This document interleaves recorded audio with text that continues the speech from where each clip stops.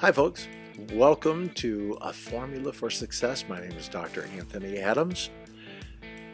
We believe that the Word of God has insights, and if those insights are applied to your life, to your business, and/or ministry, it will truly become a formula for your success.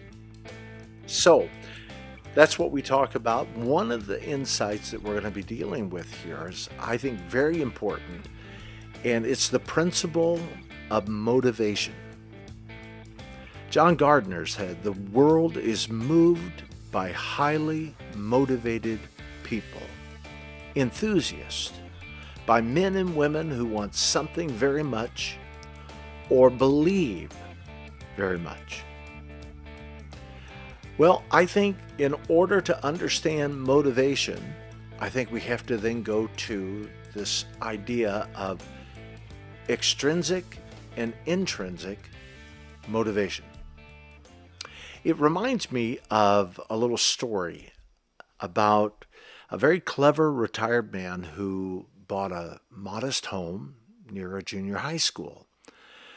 Well, the first few weeks were marvelous, and all of his expectations of a relaxing retirement were being met. But then a group of teenagers began hanging around the neighborhood and began entertaining themselves by kicking the garbage cans.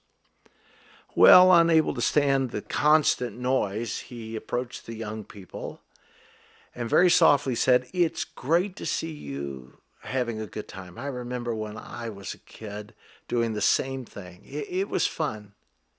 And then he had the most strange request. He said, "I would like to pay you each $1 a week for coming around and banging these garbage cans. What do you say?"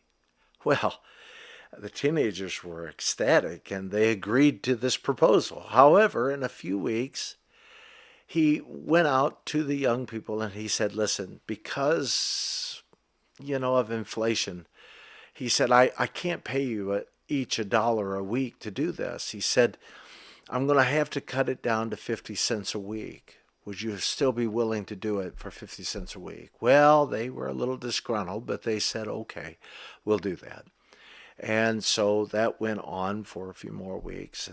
And then the man came out again. And he said, "My Social Security check will no longer make it possible for me to be able to pay you the going rate for kicking these cans. I can only give you 25 cents each for your playful efforts. I hope that will be acceptable." "What?" one kid exclaimed.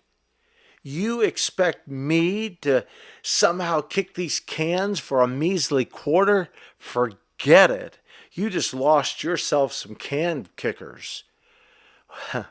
Well, the kids went off and the man lived quietly ever after. You see, the truth is, he understood motivation. Motivation is essential for you to be a success. But like I said, to understand motivation, you really have to understand extrinsic and intrinsic motivation. So extrinsic motivation refers to performing an activity for an external reward or to avoid a negative consequence.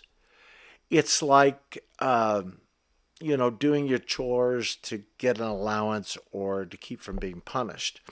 Now, intrinsic motivation means doing something for the inherent satisfaction of that. It's like playing a sport because you enjoy it and not necessarily to win a trophy.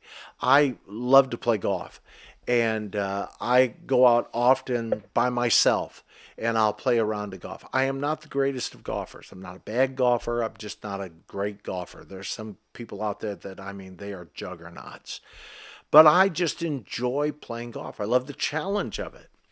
So I say all of this because although many companies and organizations rely almost exclusively on intrinsic motivation, and I'm talking about now, the paycheck the employees receive, the problem is that's not a very good motivator.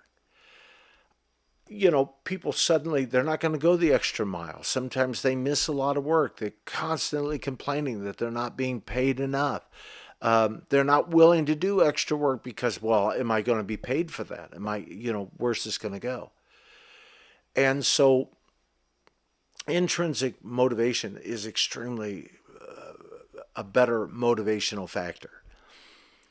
There's an interesting biblical example that I want to give to you, and it's found in 2 Chronicles 24, 4 through 18. You can also find it in 2 Samuel, but it's the story of Joash, King Joash. But to truly understand the story, you have to start with Athaliah. Athaliah was the mother of King Ahaziah, and she was the daughter of Jezebel. She was very power hungry. By the way, she was one of, I think there was only two women queens of Israel. She was one of those. She was very power hungry, as I said. She was very wicked. And it's an interesting thing. Her sons, the king's brothers, died in a Philistine Arabian attack. And then later on, her son, Ahaziah, died. And when he died, she just kind of assumed the throne. And when she ascended to the throne, because the grandchildren were really too young to take the throne. No one contested this. No one said, hey, wait a minute, this isn't right. And then when she got on the throne, here's the crazy thing. She then gave the order to kill all of her grandchildren so no one would then challenge her to the throne. She was that power hungry.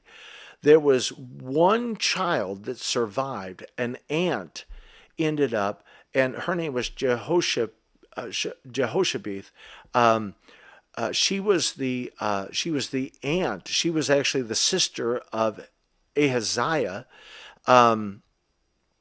She ended up saving the child and hid the child away. And there's a whole story involved in all of that. Her husband was Jehoiada, who was the high priest at the time. Now, I'm telling you this for a reason. He was 1 year old at this time. And so Athaliah ended up ruling for 6 years. She was very wicked. She, as Jezebel instituted Baal worship, she decided to institute it, not quite as badly as her mother, but she was horrible. She was extremely wicked. And so when Joash reached 7 years of age, Jehoiada, the high priest, set him on the throne. The moment that he did this, this queen started yelling, treason, treason, and they drug her out of the palace and they ended up killing her. And he ended up becoming a king at 7 years of age. And in fact, he, I think through the advice and counsel of Jehoiada, the high priest, and his father, I suppose, he began to try to restore the temple and to bring back all of the things that had been destroyed and taken by Athaliah. Well, when Jehoiada, though, reached 130 years of age, he died. And so then Joash sought other counselors, other advisors. And when he did this, he changed. He changed to the point where he started going back and doing the Baal worship. And when Zechariah, who was Jehoiada's son, and he was a prophet, began to denounce and call out Joash for this sin, he had Jehoiada's son, the one who was so good to him, who protected him, who kept him, who put him on the throne, he had him stoned to death. Now, the fact of the matter is, King Joash was extrinsically motivated rather than intrinsically motivated. Now, why is that important? Why is it important? Well, because of the allegiance. Let me give you some stats about being intrinsically motivated that I think will help you to understand this, especially as you're starting to look at, your own organization. Here's some stats. People who are intrinsically motivated have higher job satisfaction and commitment. In fact, 46% higher job satisfaction than people that are extrinsically motivated, and 32% greater commitment to their jobs than people that are extrinsically motivated. Think about that. They're more satisfied and they're more committed to the organization, committed to your program when they're intrinsically motivated. 46% and 32%. That's a lot. People intrinsically motivated see a higher rate of improved performance. They want to be better. They try to get better. In fact, 16% better than extrinsically motivated employees. I mean, don't you want your people to get better? Don't you want your people to become more accomplished? People intrinsically motivated have lower levels of job burnout. Boy, if anybody understands this, I think pastors do. Most pastors are very intrinsically motivated. They're not motivated by salary because so many of them don't get a good salary. Some of them get very little salary, if any. There are some that do, but they're not motivated by that. They're motivated by other things. But the ones who get burnt out more are those that are only in it for the money. They are what John calls hirelings. Let me give you another one real quick. Companies or organizations or ministries who work towards intrinsically motivating their employees have seen greater employee retention. It's tough to go through a hiring process. It's tough to go through a situation where you've got to bring them on, you've got to get them acclimated to the way you do things at your particular organization, whatever that happens to be. You have to train them in the job that you want them to do, make sure that they're doing. All of this takes time. And then if you have turnover after turnover, the cost of that is just insurmountable. So it's intrinsically motivated employees see greater employee retention. And finally, intrinsically motivating your employees has a positive impact on creativity and innovation. Listen, you want your people to think outside the box. You want your people to be on the cutting edge. You want your people to do things that are clever. It can't always come just from you. You need this insight. You need these ideas. Well, I'm saying that to say that you're not going to get that from people that are just working for a paycheck. They're going to give you the bare minimum. They're going to give you what they have to have in order to satisfy their quota. But intrinsically motivated people, they're going to go the extra mile. Now, there's a theory for that we're going to discuss, and it's self-determination theory, SDT, self-determination theory. It's a psychological framework that explains human motivation. It suggests that most people are intrinsically motivated when their basic needs are met. And the basic needs are autonomy, that's feeling in control, competence, that's feeling capable, and relatedness, that's feeling connected to others. When these are fulfilled, essentially, this will emphasize not only this feeling of autonomy or control and choice in one's actions, but it also fosters a positive well-being and personal growth. Let's look at these three things just to make sure that you understand what we're talking about. Autonomy, competence, and relatedness. With autonomy, we're talking about feeling in control and not being pressured by outside forces. So, for example, a person choosing to start a healthy eating plan, not because they're feeling pressured by other people, you're gaining a little weight, boy, you need to stop doing that. I can't believe you would eat this way. But because you value the benefits of good nutrition by eating clean, as they like to say.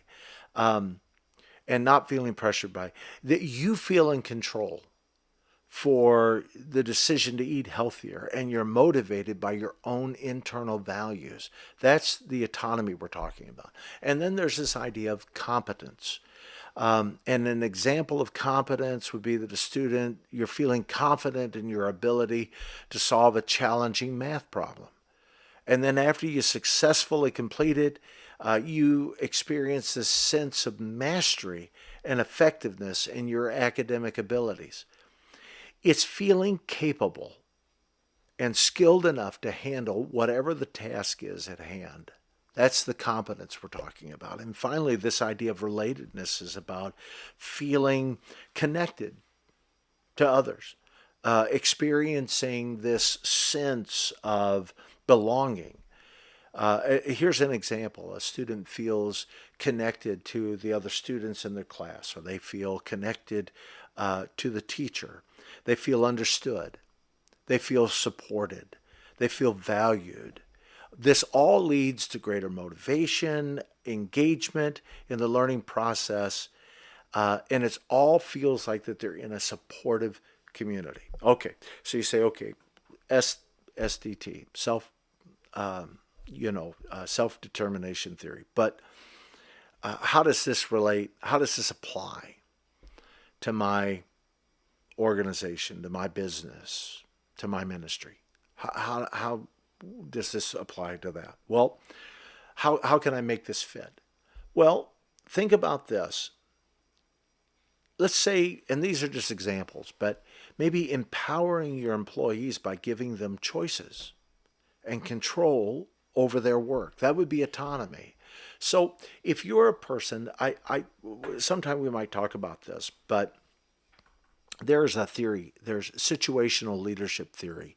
And basically this theory posits the fact that you can adjust as a leader, you can adjust your leadership approach to the readiness level of your followers. So if your followers are at a readiness level 1, that means that they're just beginning, and you're having to tell them, you're having to help them to understand exactly what they have to do. You're going to tell them what to do, tell them the way that they have to do it, when they have to get it done. You're going to check to make sure they did it. It's a very controlling thing. But if you go then to readiness level 2, 3, and you finally get to readiness level 4, now you're dealing with professionals. These people don't need to be micromanaged.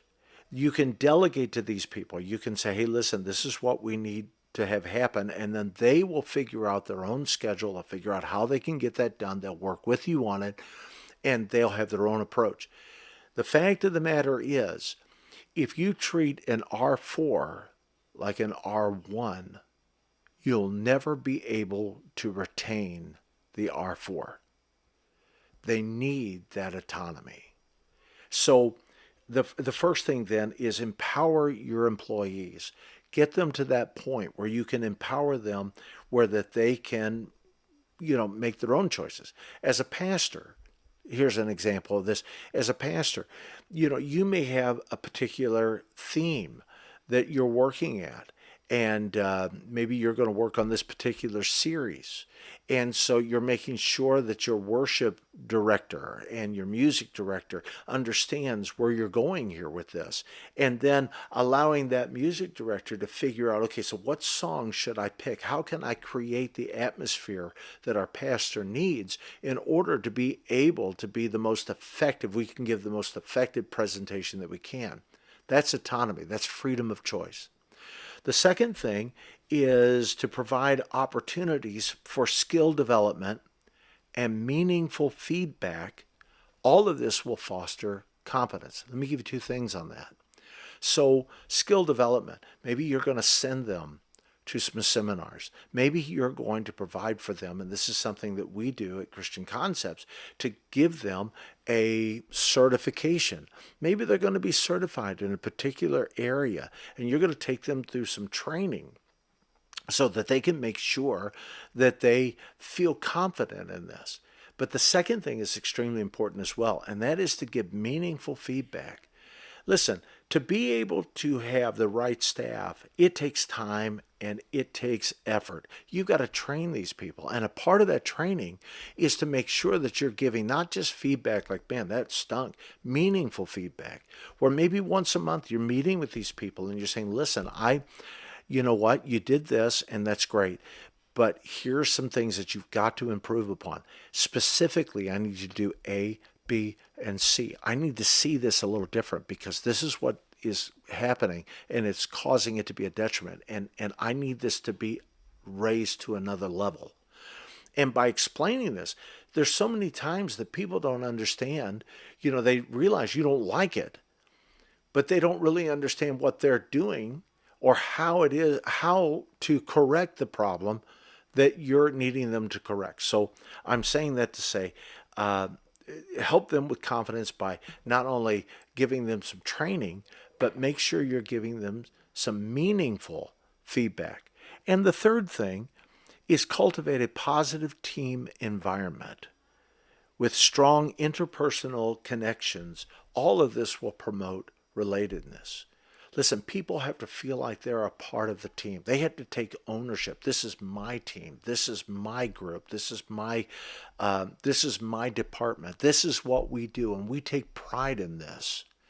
I'm a big Lions fan, and especially this year, I'm a big Lions fan. And I have to tell you something. We are a part of this thing. I mean, every time they play, we make sure, my wife and I and our kids, we wear Lions shirts. I've got a watch, and my face on my watch is a Lions watch, and I'm there, and I'm feeling this connectedness, and we're connected with one another in this, around this. This is our team. This is what we're doing. We're going all the way, and I hope we do, by the way. But I'm saying that to say that relatedness bonds us together. And so it's more important than you think. Don't leave that out. That's extremely important. All of this is self-determination theory. It will cause people to be intrinsically motivated, and it will absolutely have a profound effect on the success of your organization, your business, or your ministry. So essentially, self-determination theory is creating a workplace environment where individuals feel valued, they feel capable, and they have agency or this idea of autonomy in their roles. So as a leader, I believe if you can create an environment where your employees are intrinsically motivated by the work itself, by applying the principles of self-determination theory, I think you're going to find that this is going to be a formula for your success. Hey folks, thank you so much for tuning in. Hey, and let me encourage you to go to christianconcepts.co, and you can see that on your screen, christianconcepts.co, and right there, in fact, you can even hit the QR code that is there. And that's going to take you to our first placement page. This is a staffing agency. We do general, skilled, clerical, and professional staffing. And listen, we not only want to help people to become proficient and effective and excellent in their careers and in their ministries, but some people just need a start. They need a job. We want to help you to do that. Go to it, see what we have, contact us. We'd love to help you to become all that you were meant to be. Hey, until next time, I'm Dr. Anthony Adams. God bless you.